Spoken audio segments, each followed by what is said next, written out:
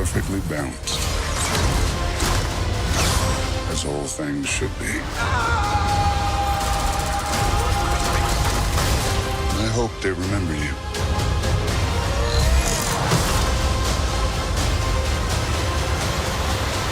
Hey guys, Chastity and Ryan here with our spoiler-filled review of Avengers Infinity War. We're gonna tell you what we thought of the movie, but first make sure you hit subscribe because we have a ton of Avengers videos and also a post-credit scene breakdown. You're gonna wanna watch that. Absolutely, and beware, there are a ton of spoilers ahead. So many. Please go watch the movie and then come on back. Go watch it like a few times. We're gonna see it like 5 or 6 times. Like probably. right after this. Yeah. All right, Chastity, initial reactions. What did you feel right after coming out of the theater? I was shaking, for one, just for a really long time, just for hours straight. But I've been a Marvel fan all my life, and I've been waiting for this movie, and it was incredible, let me tell you. It's truly one for the fans. After all the build-up, 10 years of the MCU, 18 movies, it's all led to Infinity War. Cramming all of these heroes and supporting characters and their storylines into one movie and making it work seemed like an impossible task. But they truly pulled it off. Honestly, thank you so much, Marvel Studios. This was an incredible payoff. I could not agree any more with you. The movie is not perfect, but to do this with this many characters, this many storylines, and make it all work in one movie, it's 2.5 hours, but it was incredible. My heart was pounding. I literally had my Apple Watch checking my pulse rate throughout the whole thing. It was insane. When I'm done, half of humanity will still exist. I think most importantly, if you're a huge Marvel fan, or if you're not a Marvel fan, it succeeds in surprising you.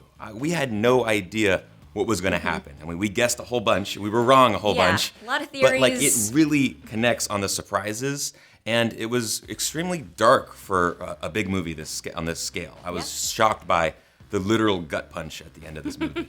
So how does it compare to the other MCU films? Like, does it do it justice? Yes, okay, if you love any of the Marvel films over the past decade, you're gonna love this. It's like the Civil War airport battle scene times 1,000. Yeah. Like the entire time. Amped up. It's better than any of the main Avengers standalone movies. I think it's a little bit in a different league than any of the Thor movies, of the Captain Americas, of the Black Panther, of Guardians of the Galaxy. But as a movie, to put all this action, all this humor into one coherent storyline, and to juggle all these different acts in different locations, I think it's definitely on par of the highest end of MCU films. Yes, I completely agree. This movie is incredible, and they set this impossibly high bar for themselves already, but Phase 3 has been solid, just hit after hit after hit after hit. It really is a marvel that they keep hitting these expectations, but they did. So kudos to them. I think it's too soon to say if it's like the best Marvel film, like we just saw it, so we're high off of it. Yeah. But it is top tier, I think. I definitely agree, and I think it's a really interesting question of how they're gonna transition from this to Ant-Man and Wasp.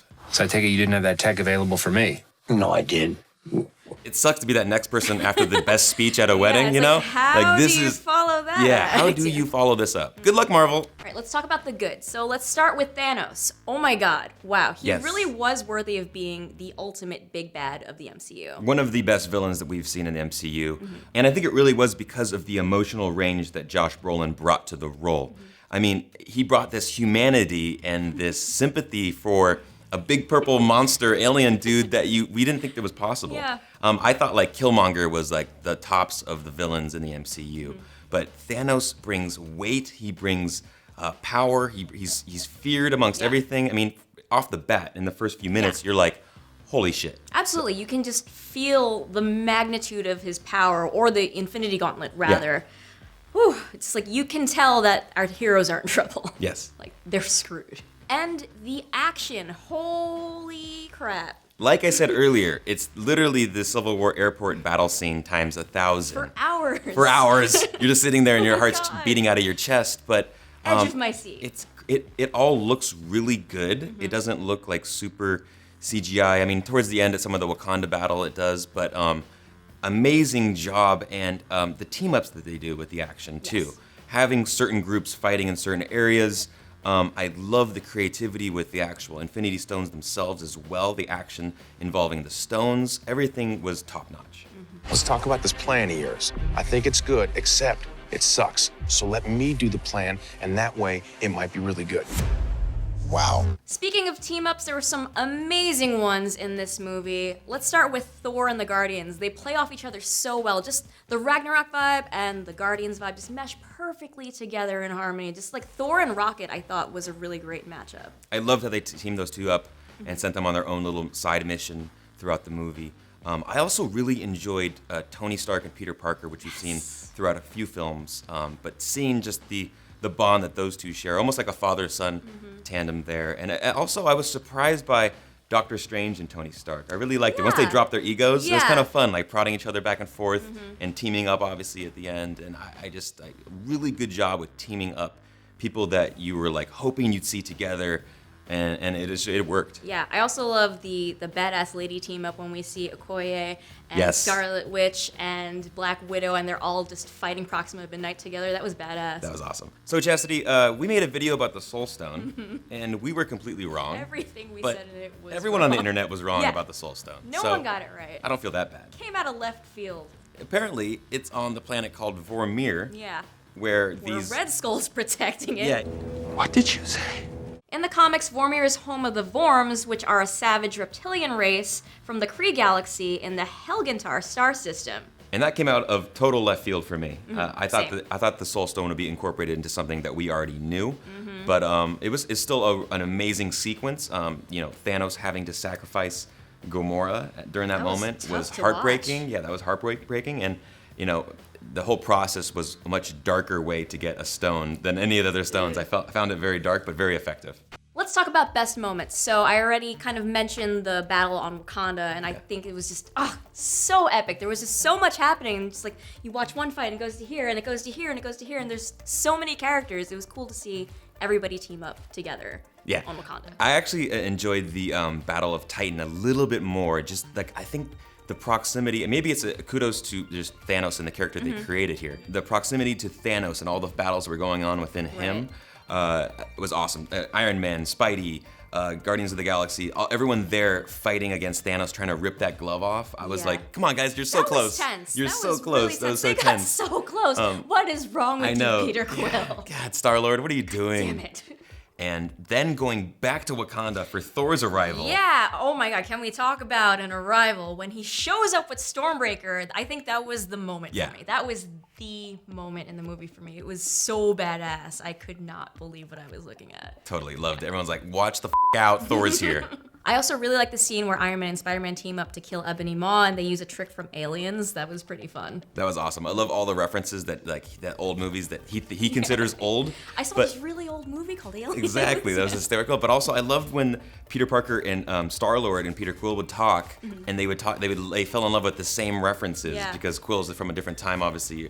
From the U.S., it was just a cool little reference point for them to kind of bond over. Yeah. I also want to talk about the forging of Stormbreaker, so let's talk a little bit about that because it was really cool, and we finally found out who Peter Dinklage is playing, and he's the Dwarf King. So he's also known as Eitri, and he was the king of the dwarves on Nidavellir. He's known as one of the greatest forgers and weapon makers who helped create some of the most powerful weapons in the Nine Worlds. He's a master forger with supernatural skill at crafting instruments, especially those of Uru metal. He's also an able swordsman and is over 1,000 years old. Yeah, I thought the entire sequence was really cool. I mean, we knew Thor was going to get a new weapon. We talked about this before on this channel. And Stormbreaker is actually in the comics is Beta Ray Bill's weapon. Odin grants him this weapon after he's worthy enough to wield Mjolnir. And it's basically in the comics that as powerful as Mjolnir is, they all can just beat a lot of people up. And Thor puts it to good use quickly after he makes it. I thought the entire sequence was really well done. I also enjoyed how they included Rocket and Groot in the formation of Stormbreaker and how Groot made the handle. So it was got a little bit of Groot. It was awesome, and it's almost like Thor is like the new adopted member of the Guardians of the Galaxy, right? Yeah. So if you didn't know, the Russos helped direct several episodes of Arrested Development, and they put that truck with the stairs in the airport scene in Civil War.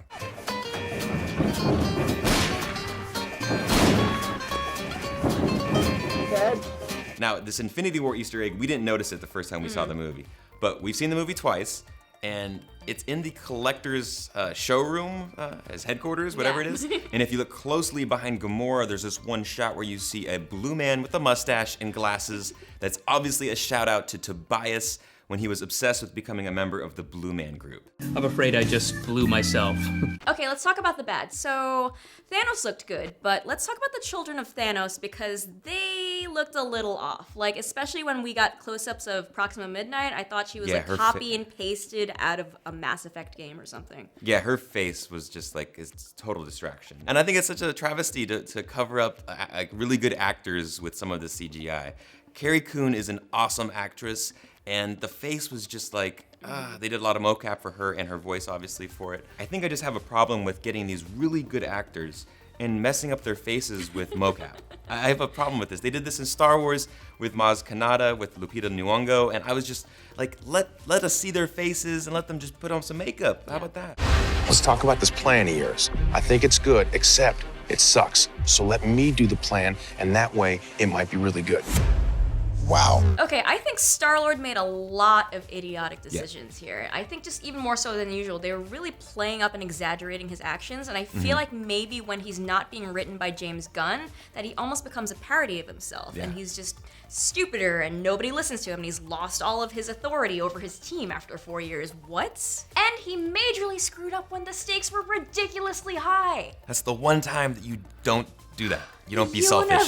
You just stay strong, and you almost have the glove off. When you said we were going to open Wakanda to the rest of the world, this is not what I imagined. What did you imagine? The Olympics?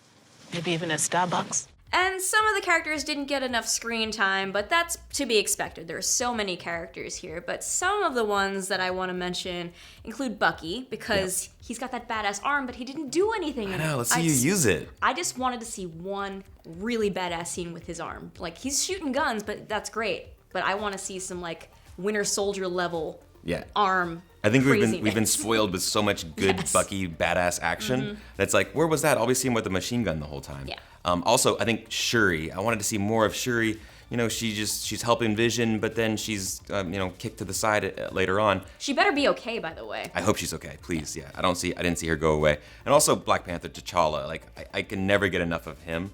I know we just got a movie of his, but like, I wanted to see him kick more ass. He was barely in the movie. Yeah, he did a few things. All right, let's talk about those heartbreaking moments. So let's recap all those confirmed on-screen deaths. So we've got Heimdall, Loki, Gamora, Bucky, Black Panther, Spider-Man, Drax, Doctor Strange, Mantis, Scarlet Witch, Vision, Falcon, Star-Lord, Groot, Maria Hill, and Nick Fury. Are you crying? Marvel, what did you do? I feel you, dude. Peter Parker dying in front of Tony in his arms, and he said he didn't want to go. Oh my god, I can't. That one hit me the hardest, definitely, out of all of them. I think that one was... That was heavy. That was heavy. That was really heavy. And I really thought that they were going to kill off Tony at that moment when he was stabbed. Yeah. I thought like, for sure, okay, this is it. I'm like, wow, Tony Stark is gone. And all of the Guardians of the Galaxy are dead, except for Rocket. And Nebula, if you count her. But I thought they were going to get rid of one, just one, but not all of them, come on. And finally, when Thor had that moment when he was talking to Rocket about all that he's lost and he has nothing left to lose, that was tough. Yeah, it was surprisingly effective, and they're the only two left, so hopefully they team up for Avengers 4. The new Guardians of the Galaxy. And speaking of Avengers 4, let's do some sequel predictions. So let's start with, I'm pretty sure that the deaths at the end don't count because someone's gonna get a hold of the gauntlet and turn back time. Yeah. And that's what I'm hoping for. Please. Please. And I think it's gonna be Nebula. Not because I read Infinity Gauntlet just a couple nights ago, but totally because I just read Infinity Gauntlet a couple nights ago. Oh, but the earlier deaths are totally real. If you weren't part of the Vanishings, you're screwed. Heimdall and Loki. You dead. Sorry, guys. Gamora, probably, Vision. but maybe Gamora could be in the Soul Stone realm. Could be. She might be stuck in the Soul Stone. Vision's dead, though. Yeah. Sorry, Vision. Something to back up this theory is that Black Panther, are you kidding me? T'Challa? Like, no, he's way too successful. Disney will not allow this. They will not allow him to die. He's gonna come back. Same goes for Peter Parker. I mean, he's done one movie. Come on, give him some more. And I think we're supposed to get a Guardians 3, so they can't do it with they're all coming one back. Guardian. So up next for Marvel is Ant-Man and the Wasp coming in July, and then Captain Marvel in March, then Avengers 4 in next May. So we think that Captain Marvel is basically gonna get that gauntlet. She's gonna get the gauntlet, I'm pretty sure. And beat up Thanos. Yeah, so that end credit scene, as you saw, they paged Captain Marvel because she's stuck in the 90s. I don't know what that meant. But she's gonna show up and she's gonna get the gauntlet, I'm pretty sure. And taking place of Adam Warlock in the comics. Yeah. And if they don't do that, then they're just gonna have to bring back Adam Warlock, which they teased in Guardians of the Galaxy Volume 2. Adam. Yeah, he's been somewhere for 4 years. I think he's ready now to fight. I mean, we need you, Adam Warlock. Also, all the OG Avengers are still alive, so Hawkeye will show up and round out that group. Also, Ant-Man will show up too. He was hiding the entire time during that movie. He was actually in the film. Yeah, he was. You just can't see him. Let us know what you'd like to see in Avengers 4 in the comments below. And make sure you're subscribed because we have a ton of Avengers videos on the channel right now, including a post-credit scene breakdown. And next week, we're gonna talk about what we want to see happen in Avengers 4. We'll see you next time, guys.